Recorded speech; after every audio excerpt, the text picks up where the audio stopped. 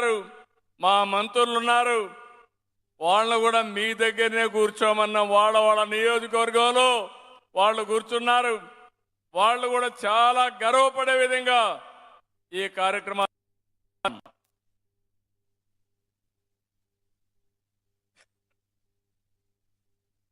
ఈరోజు మనందరం చూస్తే 16,347 ఉద్యోగాలు భర్తీ చేశాం. ఇంకో పక్క 15 ఏళ్లలో 14 సార్లు డిఎస్ఏ పెట్టి 1,96,619 మందికి ఉద్యోగాలు ఇచ్చిన వ్యక్తి నేనని చెప్పి మరొకసారి సవినయంగా మీ అందరికీ విజ్ఞప్తి చేస్తున్నాను. ఇప్పుడే లోకేష్ గారు చెప్పారు, మీకు భవిష్యత్తులో ప్రతి సంవత్సరం డిఎస్ఏ ఉంటుంది, మీరు ఎప్పటికప్పుడు ప్రిపేర్ కండి.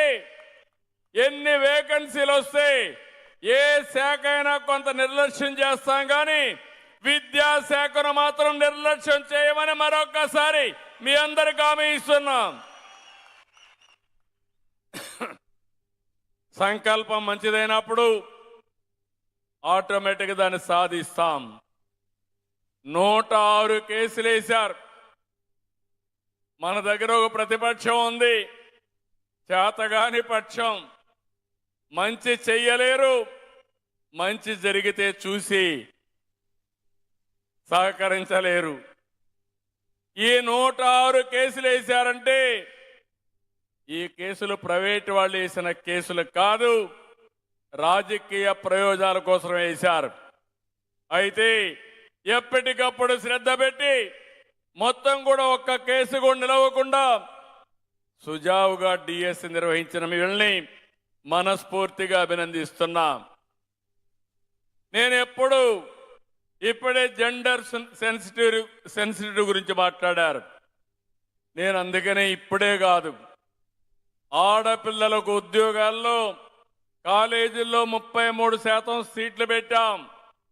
నిన్నే మీరు చూశారు, స్త్రీ శక్తి, ఉచిత బస్సు, సూపర్ 6 సూపర్ హిట్ అయింది. అవునా కాదా అని మిమ్మల్ని అడుగుతున్నా. ఇప్పుడు ప్రధానమంత్రి నరేంద్ర మోడీ గారు సూపర్ జిఎస్టి తీసుకొచ్చారు.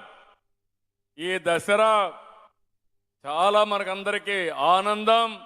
ఒక పక్క మీకు ఉద్యోగాలు, ఒక పక్క ప్రజలందరికీ సంక్షేమ కార్యక్రమాలు, ఇంకొక పక్కన సూపర్ జిఎస్టి వల్ల చాలా వరకు పొదుపు వచ్చే పరిస్థితి వస్తూ ఉంది. ఇంకో పక్క మొన్ననే మీరు చూస్తే నేను 98లో ఉద్యోగాలన్నీ కూడా కౌన్సిలింగ్ తీసుకొచ్చాను.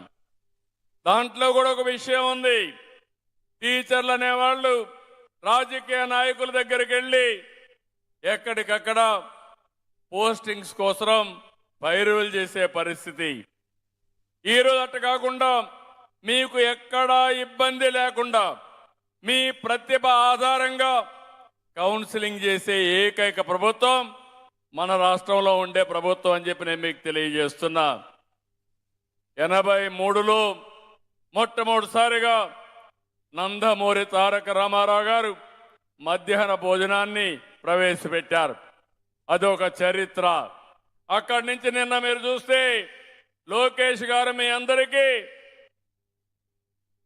సన్న బియ్యంతో పిల్లలకి అంత మునుపు ఉన్నటువంటి బియ్యం వేసి సన్న బియ్యం ఇస్తే ఇంతవరకు మధ్యాహ్న భోజనం చేయని పిల్లలు కూడా స్కూలుకు వచ్చి